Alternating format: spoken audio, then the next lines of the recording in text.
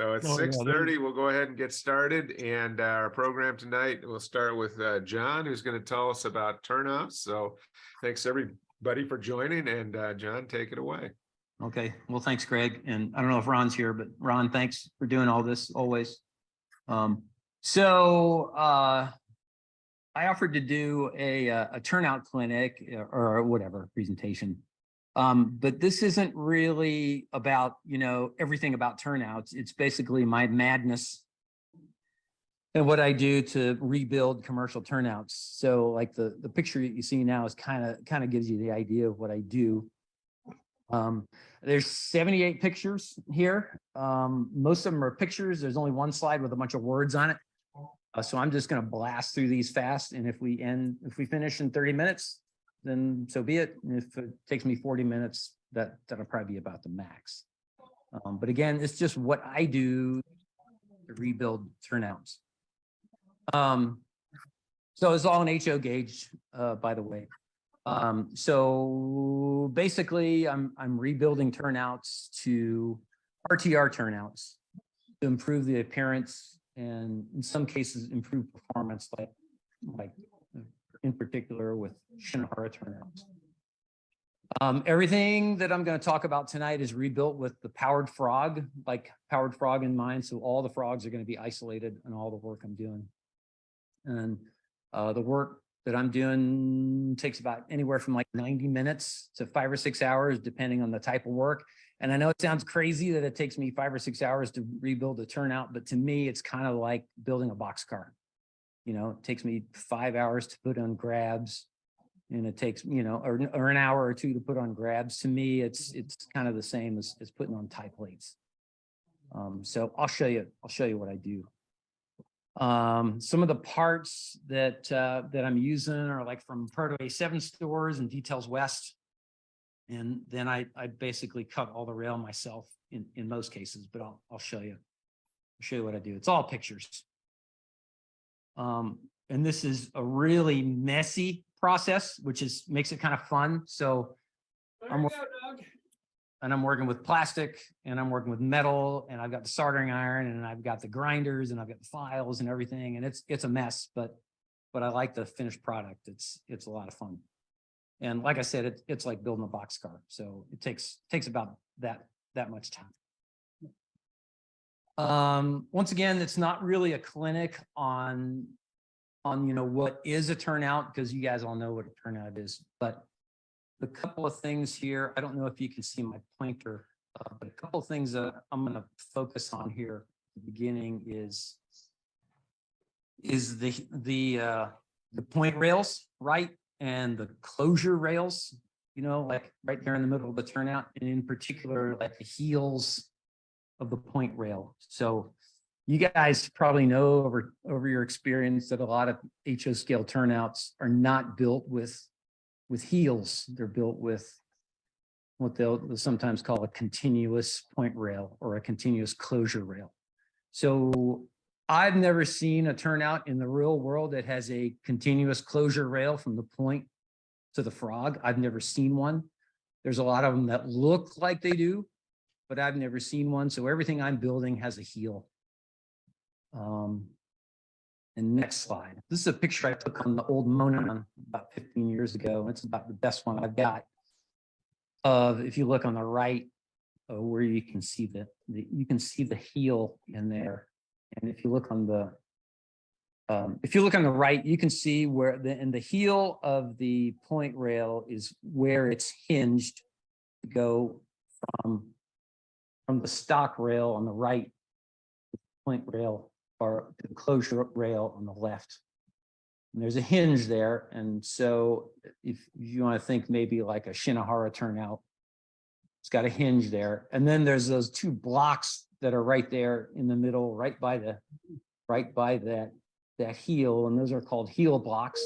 Didn't know that. I didn't know that.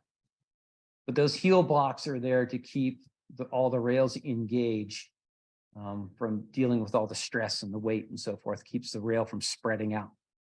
You know what would happen then. That's often not modeled either. I am not modeling that, but the heel blocks show you where the heel of the turnout is. So Why is that kind of a big deal? Because a lot of turnouts aren't built with heels. This is from the Pico Code 70 catalog, and Pico's building turnouts with heels, which I think is good. Very prototypical. These are the new Walthers turnouts, for example, and these are built without heels. So it's got like continuous rail from the points, right, from the throw bar all the way up to the frog. And again, not necessarily prototypical. It's hard to tell the difference, but it's good for electrical connectivity. And sometimes in the scale world, the heel can be a problem, especially if the turnout's really sharp. So this is what Walther's doing. Those old BK Enterprises turnouts didn't have a heel on them. Not bad. It's just different, a different type of construction. This is just something I grabbed off the line. This is what our buddy, what's that guy's name? Jeff Otto is doing of at Oak Rail Track Products. He's making these kind of turnouts, and they don't have a heel. They look like they've got a heel, but they don't. He's got a PCB tie up there where the heel should be. But it's just a continuous point rail. And they look great, but there's not a lot of detail on these things. So that's what I tried to add. And then I don't know if Rod is on, but this is a picture that Rod sent me from his layout. These are the turnouts that he's building. These are really hard to build in my view, because over there on the right, he's building, the frog angle. He's just building that and soldering that together. And then he's got a continuous point rail all the way from the points to the frog, and he's kind of making the frog himself. That's I'm way too lazy to do this kind of work. This is real craftsman stuff, and then he's putting it down on PCB ties, but just a different way of doing it. The stuff I'm doing is a lot easier, but the stuff I'm doing that's harder is putting a lot of detail in. So let's see, how am I doing? That was 5 minutes. All right, so I'm doing 3 types of rebuilds. The first one is I'm upgrading commercial turnouts. So like a micro engineering turnout, I'll rebuild those to a certain extent. And then I'll show you how I rebuild a commercial turnout, like a Shinahara turnout. And then last is how I scratch build the turnout. And it's kind of scratch building. It's like scratch bashing, where I'm using the Central Valley tie stuff. So here we go. This is the first type of the things I'm doing when I'm doing a commercial turnout. I'm going to rebuild the micro engineering code 70 turnout. So basically what I'm going to do is I'm going to replace the frog, and I'm going to replace some of the ties, and I'm going to add some details. So here's the first picture, is kind of where I'm starting. This is a turnout that I took off of an old layout where I had already replaced the frog, but let's just pretend that I took the frog off. And I am going to, I'm going to start right here, okay? And then the wood down there is what I'm using for ties. And I'll get to this. So the frog I'm going to use is this crazy Details West thing. It's really soft metal, but you can solder to it. So you can power the frog with this thing, and the detail on it is just great. So I like to use these. Sometimes I'll use the Proto 87 stores frogs, but they're pretty expensive and hard to get. These Details West ones are easy to get. So I'm going to cut this turnout apart and then put this frog on there. First thing I'm going to do, let's see, I'm going to go back. You can see where I've already removed the frog. And I'm going to put the Details West frog just on top, and then make a mark where I need to cut the rail, so I can put this frog in. And then I'm going to take all those ties out, and I'm ruining a perfectly good microengineering switch, but I like the frog a lot better. It's just the scale frogs are a lot cleaner. And I think they operate. There's no clunk clunk when you're going over the new frog. So I take all these ties off, all right? And now you're going to see a recurring theme for the rest of what I'm doing. And I trim the rail down, make sure that frog will fit, right? And we got to isolate that frog, so I need to leave a little distance between the closure rails and so forth and the new frog. Then this is the thing that I'm gonna do like the whole night. I'll show you, different ways of doing this, but then I take a piece of 0.005 plastic. It's just micro evergreen stuff. And I glue it under the tie in the front and the back. Just use liquid cement on there. Okay, so now I've got something to build the new ties on. And this is so simple. Anybody could do this. All you guys can do this. It's so simple. And then I just put the ties on. I just glue the ties on that piece of plastic that you see, and that plastic's going to stay there because it's secured to the plastic ties on the back. I use my own ties because these ties match the micro engineering ties perfectly. So it's like a Northeastern 6x8. I just measured it and ordered some of those things, and then I just cut them to fit. So not a big deal here, but I just replaced the ties. And now here's really where the madness begins. But I want to, the whole point of this is to kind of match the detail that the rest of the microengineering turnout has. So I've got all these tie plates here, and this is from the Proto 87 stores. And this is where I start getting crazy because I will cut out the individual tie plates and I'll put them on the wood ties. And you can see a lot of them already on there. All I do is I just put a little dab of where the tie meets the rail, and then I just slide that little tie plate in. And it's crazy, but to me, it's just like putting in a grab iron. It takes a second, but I don't know. John, what did you say you were using to glue that?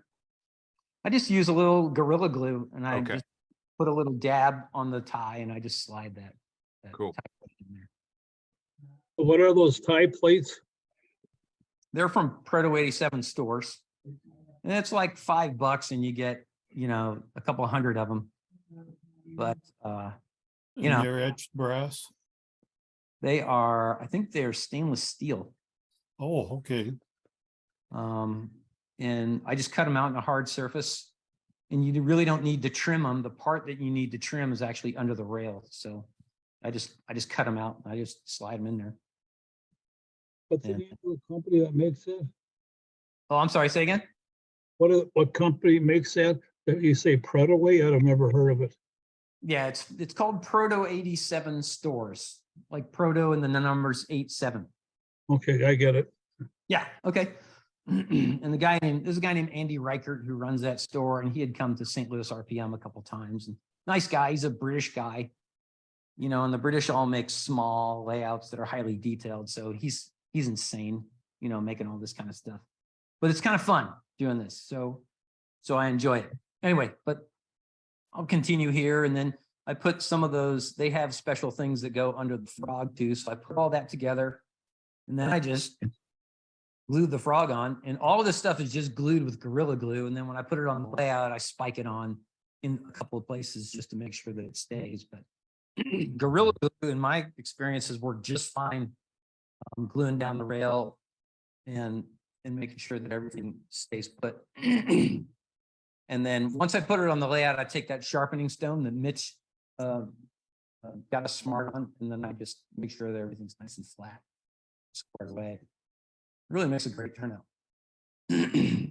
So there's all those little stainless steel details on there, and once you paint it, the details kind of disappear.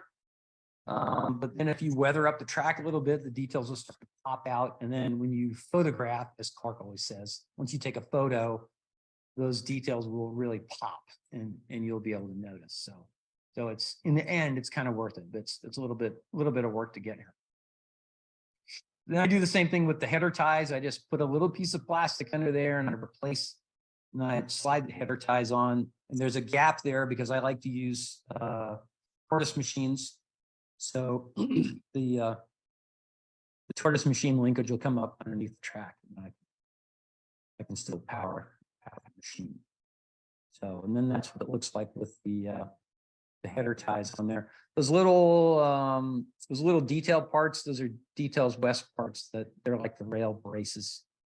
I forget exactly what part that is, but if anybody's interested, I can send it to the group later.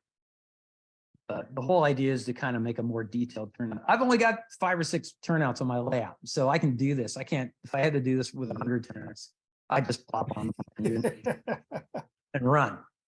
You'd use the But- microengineering like I do. Yeah. They're great. They're really great. But I figure if I've got, a couple turnouts, I can, go the extra mile. Sure. Which is what the Proto 87 is all about. I just posted the link in the chat for everybody. Yeah, exactly. Thank you.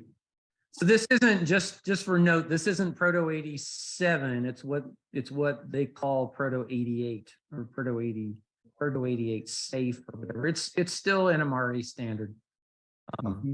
It's not Proto 87, but the detail parts are from the guy who runs the Proto 87 store. And so this is kind of what it looks like. When you're getting close to being done. And it's a lot of fun. I think it's a lot of fun. This is about 2 hours worth of work. And I enjoy it. Okay, so off to the next one. That was 15 minutes. Well, how about those little bars you put in on there were like a J bar going down?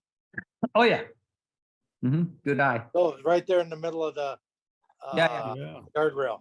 Yeah, that little J bar that's holding the I forget what they call that. It's not the safety rail or the wing rail. The guardrail. Guardrail. Yeah. That is out of that's a soft metal part, and that's out of the Details West kit. Okay. All right. Thank you. Yeah. Those are cool, but they, you only get like 4 of them in the set. But I wish I had 100 of them because I'd go bonkers with them. I think it's a nice part. Okay, so now you know my madness. Now we'll go to the next part of my madness, and this is rebuilding a Shinahara turnout. So pretty much the same thing. In this case, I'm going to replace some of the ties. I'm going to make a new throw bar. And then same that I did with the other one, I'm going to replace the frog and add some details. I'll go a little faster this time.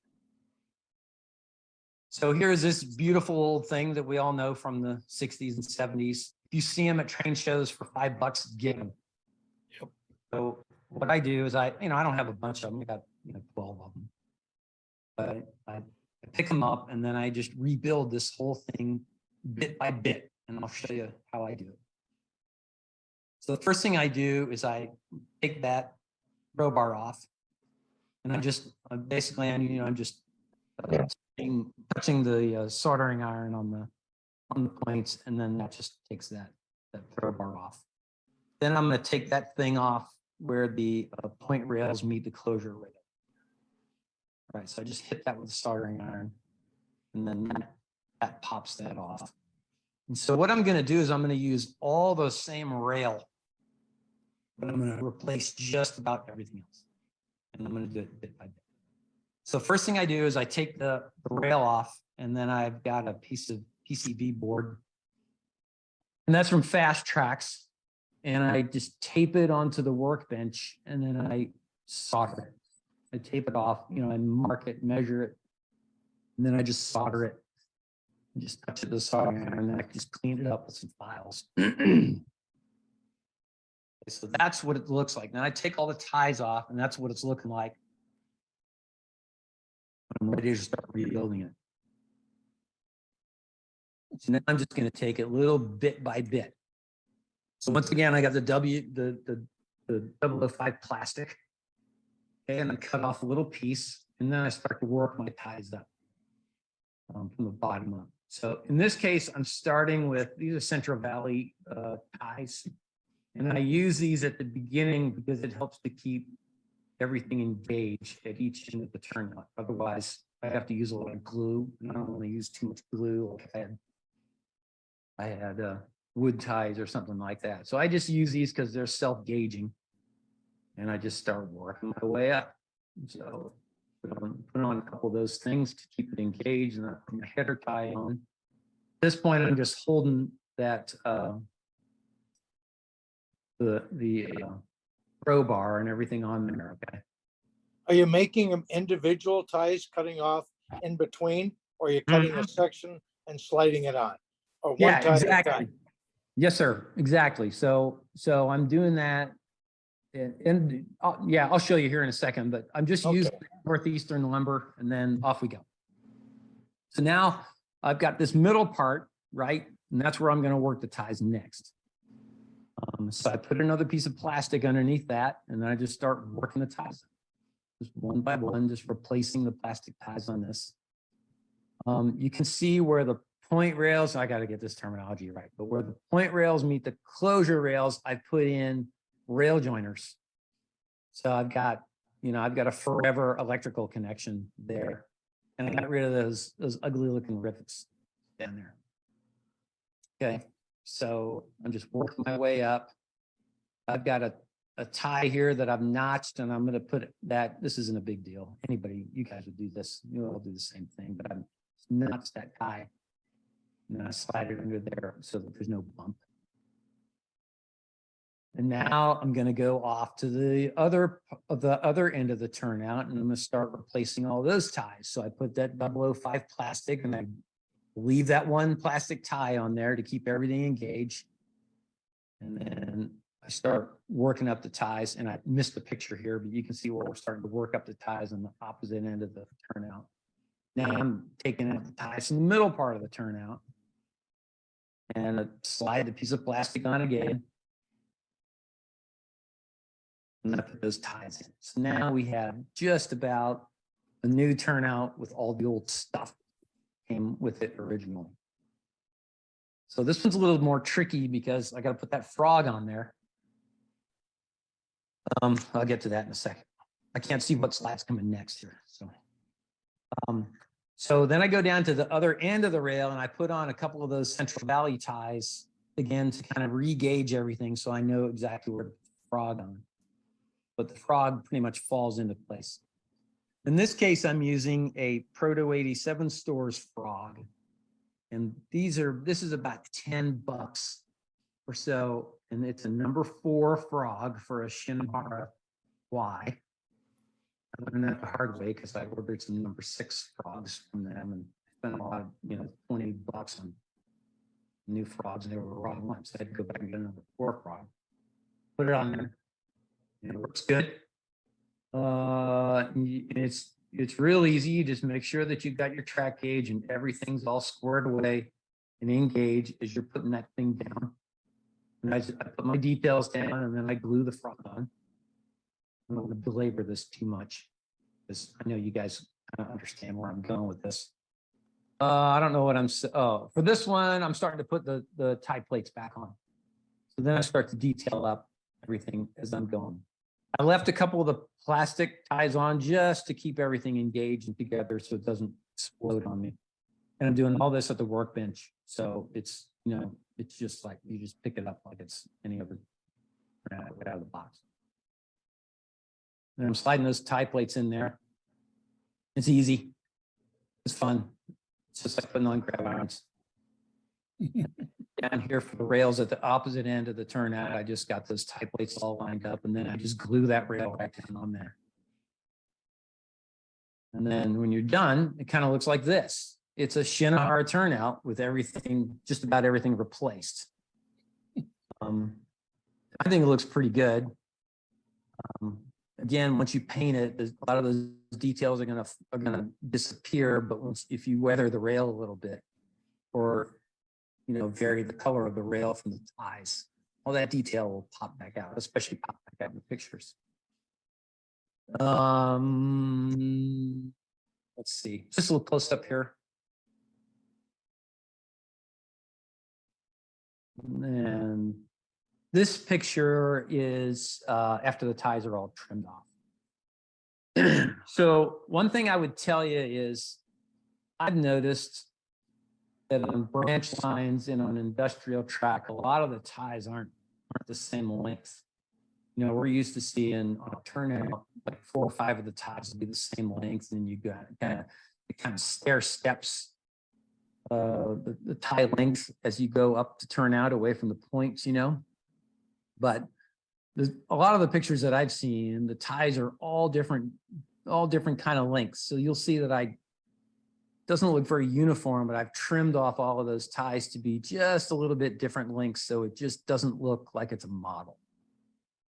I'll do that on micro engineering turnouts too, just to kind of vary everything up just a little bit and make it look, in my opinion, make it look a little bit more prototypical. Let's see. And that's kind of what it looks like when you put it down. So I paint all the rail with Tester's rubber. I just paint the whole turnout with Tester's rubber. And then I go back and I'll get a lighter color, and then I'll go back to the rail. The idea is to get a detailed turnout on the layout that looks something like a micro engineering turnout. So you painted it, Tester's what? I use Tester's rubber. That's just what I use. It's a dark, it's real flat, and I think it looks great. But then I paint a lot of the ties different colors. I'll paint some of them gray and so forth. Clark stole that idea from me. And so, yeah, just to vary up the colors of the ties a little bit too. But this isn't about painting. It's just about, rebuilding the ties and stuff. Okay, 25 minutes. The next part will go pretty quick. And then the last one is sort of scratch bashing turnouts using that Central Valley tie strip stuff. I don't know if you guys have ever used that. Some of you have, but I will build turnouts with these. And it's another good use of Shinahara turnouts. So just take all the ties off, and you've got rail.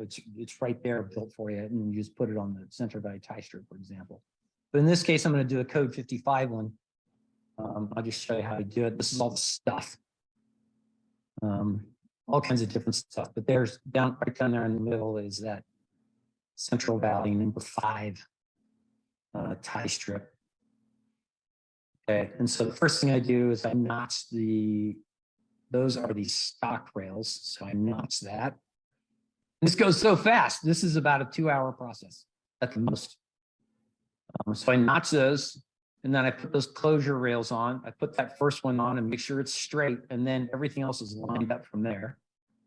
And then I just sort of hand bend the other closure rail on the diverging route, and I just glue that down there with Gorilla Glue, and it stays. And then when I put the turnout in the layout, I just put a couple spikes in there, here and there, and it stays. I've never had a problem with the rail popping off.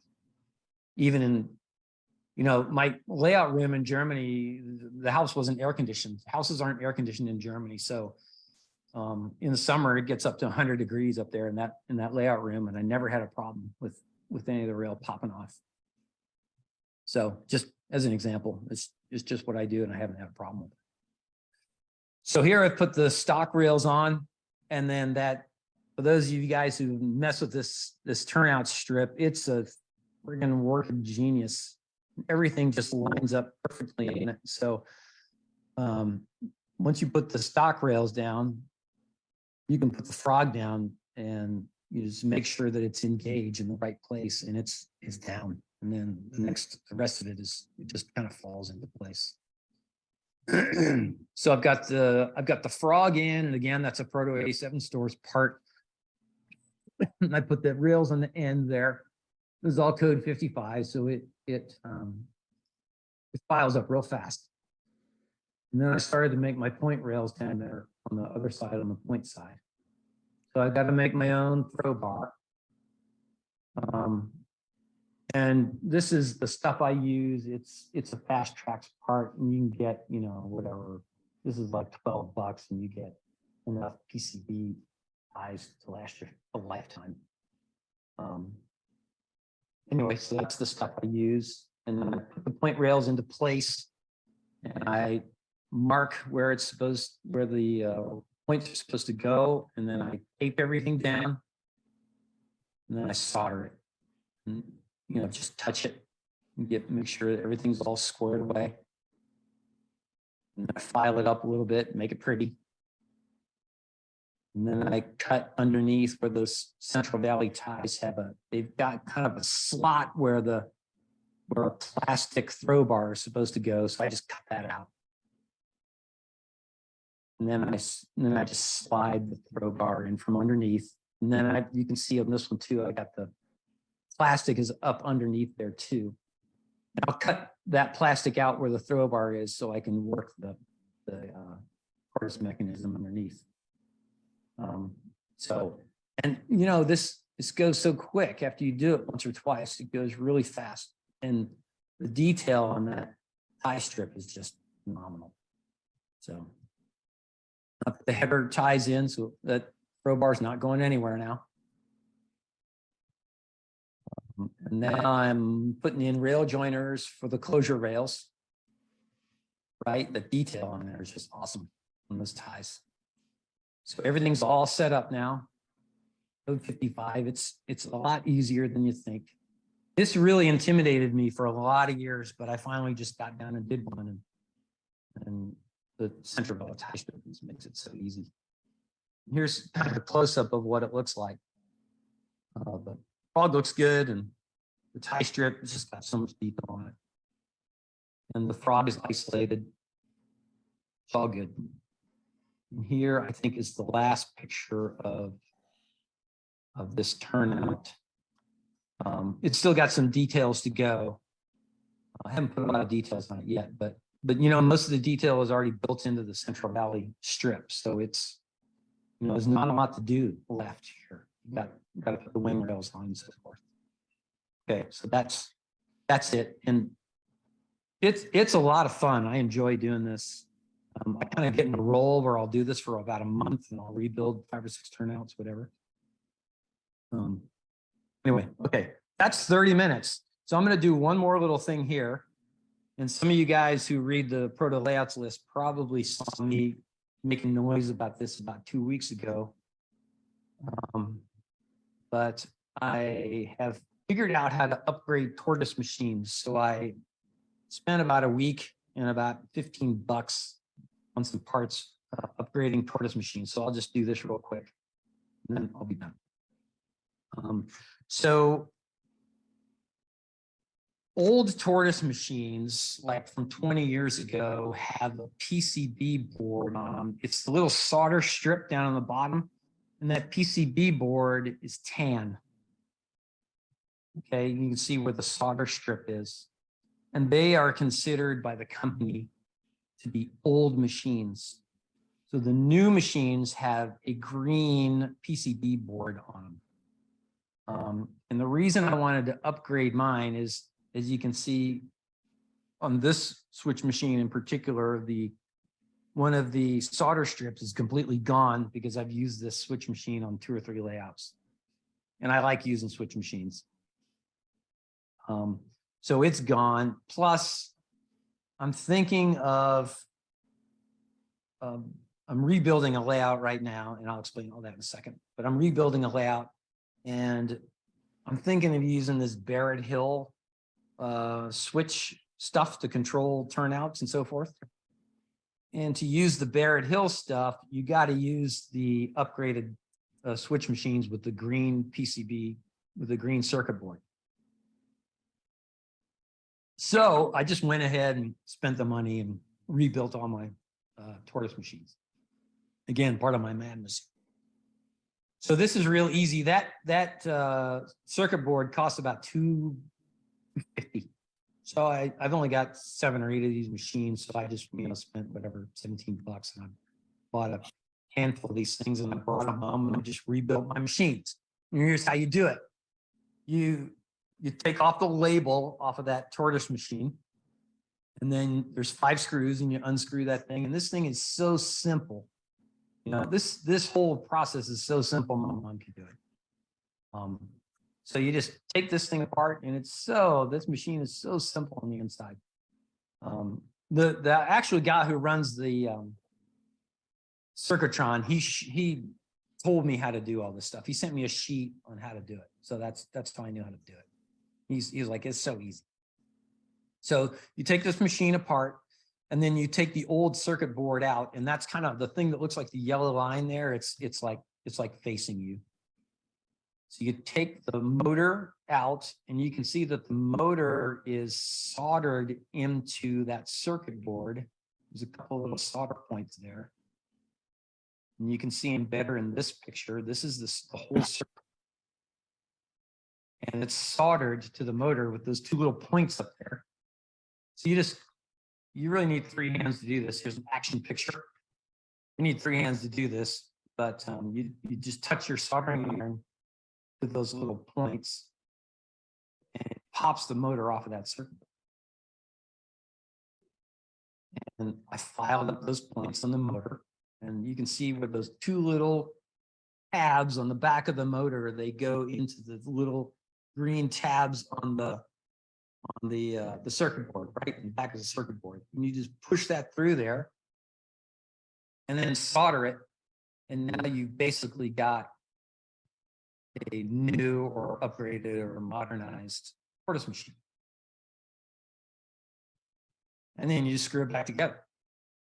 And it's that easy. And you can see the new soldering points down there in the bottom. And Circuitron makes a little thing that you can clip on there where you don't have to solder anymore. It's just got like a little screw terminal thing. And it's just so much easier. And then Barrett Hill makes a thing that you can just clip on there. You don't have to solder anymore upside down or whatever. And you just, clip the wires in there and you're done. It's just so much easier than it was 20 years ago. Takes all the fun out of it. Yeah, it does. Okay, last 2 pictures and then I'm done. It's not too bad, 35 minutes. This is the layout that I had in Germany, and I call it Hermitage Road, and it's just sort of a little industrial layout. And I had it up on the 3rd floor of my house, and I didn't have a lot of room up there, so I made sort of a British style, called a cameo layout.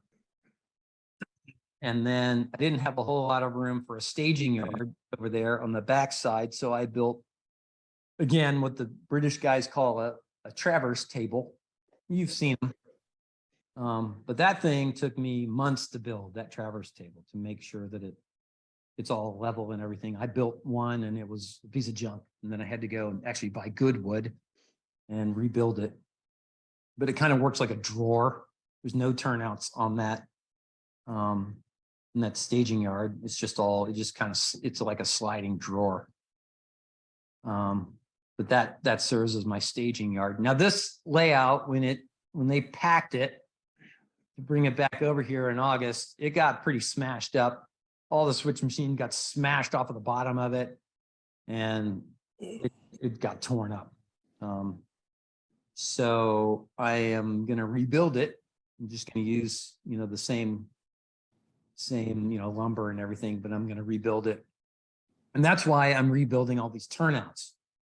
And that's why I'm rebuilding all of the tortoise machines, because I'm just going to upgrade everything while I build it. So that's kind of where we're at. And that's why I'm doing all this stuff. And there's only the new layout. This layout only had 1, 2, 3, 4, 5 turnouts on it. And the new layout's going to have 6. So that's why I can waste a lot of time putting in tie plates on turnouts. I don't have a basement filler like Doug does. I wish it. Are you going to correct the Ackley Canning building? Yeah. I need to, right? Yeah. Yeah, I do need to. That's it. All So that's my madness, and I hope you enjoyed it. If you got any questions, just email me and I'll John, or whatever. Yes, sir. I was gonna say, this is Lester for what it's worth. We've met St. Louis, but Yeah. John, on when you're using at the heel, the Yeah. rail joiners, Mhm. some of the turnouts I built in '85, the Yeah. rail joiners are beginning to fail. On some of them, they fail. Yeah. So you might want to solder a wire up underneath from the point to the back rail to Yeah. go. That way you'll never have a problem. Yeah. Okay. I know you're not doing they don't fail immediately, but sometimes when the rail joiner widens just a tad, you can start to have an electrical point contact. Yeah, I've seen that happen on a few micro engineering turnouts that I've had around that rail joiner starts to widen up, like you said. Yeah, okay. Yep, Great stuff. Thank you, John. That was Yeah. awesome. you're welcome. Great. Yeah, thanks a I lot. can't believe John don't build his own frog tortoise though. No way. Yeah, just start from scratch, buy some rail and some ties and just, yeah. They're not so bad. Yeah. Stuff. All right, over to you, Greg. Nothing from Details West for the inside of a tortoise machine, I guess, huh? Yeah, right. By the way, John, where'd you buy the PC boards for the tortoise machines? I'm just curious because Yeah, go ahead, sorry. I was just gonna say, because old tortoise machines also, I had a couple from 85 where the, inside your points are no longer contacting. It literally wears right through that surface. And so the tortoise machine from that point is no longer, either you replace it, but you replace the boards. And I'm curious where you got the boards. I've never seen that before, the way you replace boards. Yeah, I didn't either.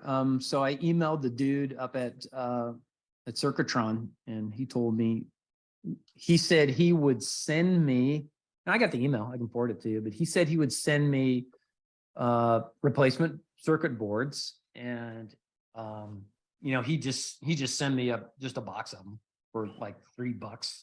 I think he was going to charge me $3.50, or he told me to go to, I think it was Tony's Train Exchange online, and they're up in like Vermont or somewhere like that. Tony's Train Yeah. Exchange, and they Yes, had they're in them Vermont. online. They had them online for cheaper. They were $2.50, and so I just sent him my credit card, and it just came in like a little bubble wrap. It was cheap as shit, so it's great. But yeah, you're right. When I started taking my old machines apart, I noticed that a lot of the old circuit boards were torn up after 20 years. So yeah. Yeah, can you buy the gears too? I've got one I bought from somebody that's stripped. Probably. I'll send you, if you guys want, I will send you that fellow's I'll send that fellow's email to the list. You can hit him. That's good. That'd be great. You can get all the parts. Fantastic. Yeah. Everything. Let me make a note. Well, I just posted the link for Tony's Train Exchange, and I've bought from them before. They Yeah, have been one of the leaders in DCC stuff, et cetera, for some time. So, Well, Yeah. I was gonna say, since I didn't know how to replace the boards, I have a friend who's an electrical engineer. And we didn't want to pull I had laid tortoise machines, put them in 85 when I hand laid the yard. And we didn't want to pull I didn't want to pull the tortoises out. So we use relays, and we use relays to actually replace the points, the inside the tortoise machine.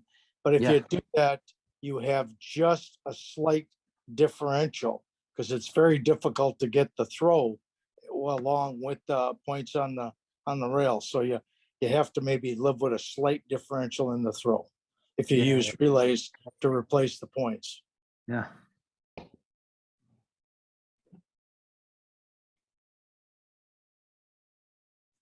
Like you're cleaning rails, Ron, Well, I accidentally hit or cleaning wheels, I should say. accidentally hit the full screen when I didn't want to, but anyway, we talked about cleaning wheels, and so you guys had some good ideas, but I had some of this brass, and I thought, I could put that in there, and that might work really well, and it did.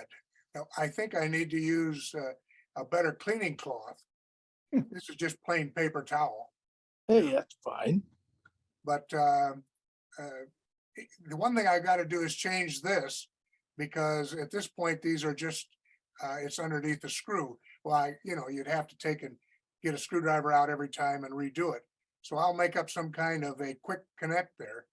And, it only takes a couple of times to roll the car over it, and you've got clean wheels. Yeah. That's right. Yep. The brass is just holding down the paper towel. But it keeps glad arm from catching on it. Ah, Yeah. okay. What are you using for solvent, Ron? Pardon me? What were you using for the cleaner or the solvent for the wheel cleaning? Well, the solvent can be anything if I understood you right. It just happened I didn't have anything handy, so I got out that old bottle of Goo Gone and put that on there. But before I was done, I cleaned the wheel off, so I didn't get anything on the track. But you know, it's a good cleaner, but it's a terrible thing for the rail. Okay. So Thank you.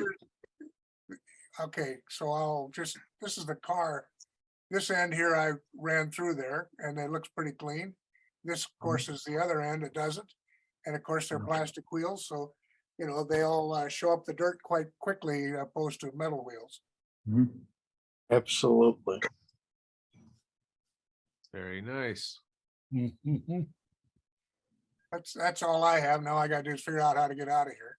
Hey, Ron, why Yeah. not just drill the brass on either end and put the screw right into the brass and hold it down that way? Well, I thought about that. I thought about putting a hole in the brass, but I want it so that I don't have to get the screwdriver out each time. Okay, And I didn't have the opportunity that you had where I made a cleaning area. This is on the regular railroad. That's the only place I had to do it. okay, So I have to take that off when I'm running the railroad. okay, that makes sense. You're homosoap mining. Yeah, I wanted to show you guys, we're making progress. They're excavating for the foundation of the fuel facility. Here, and you know, not a lot of work getting done because a couple of pretty women showed up and started distracting them, but that's what I was doing today. Yeah, they Wait a minute. I only see one guy leaning on a shovel. Is that an official construction crew or? Yes. Well, the truck is loaded. They can rest. That's right. Come on, the I'm truck not is sure how they loaded. got it up in there, but this stuff's pretty light once it Once comes the up. truck is loaded, they can take in the eye candy. That's Okay. right. Well, I don't know. I don't know about the cab on that truck. Mont, does that look right to you? I can't see the whole thing, but I doubt it. Yeah, I got that from Ron, so I can blame him. Mhm. Right. So we're making progress. Anybody else got anything to share tonight? Well, I just updated my background shot. That's the new space with the new floor just poured and Oh, yeah. yep. And that was just worked up this evening. Tomorrow they'll put the egress window in and we'll get that buttoned up and by the weekend it should be dried out enough to walk on and start doing other things. That floor Wow. will never be so clean. Yeah, yeah. And are Do you you gonna think invite you don't some, have- are you gonna invite some 11-year-old kids with sticks to write their names in There you the go. concrete? Well, the only 11-year-olds I know are the ones pictured on this screen in front of me. Just be thankful it's not below zero there like it's gonna be here. Yeah, It it's gonna was be 7 cool. above this morning when they showed up to do the final prep and pour. And the concrete company thought he was nuts when he called yesterday for concrete, but Wow.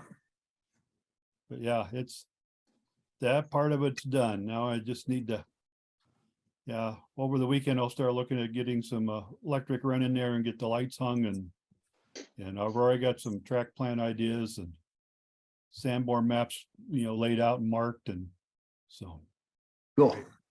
yeah. Not everybody uses a $5,000 saw to make way for the train. Yeah, I double checked with him. He said that's the first time he's had to cut holes in a concrete wall for trains. Yeah. I passed on that one. Yep. But the one good thing about pouring the concrete in the cold, it's a slow dry process.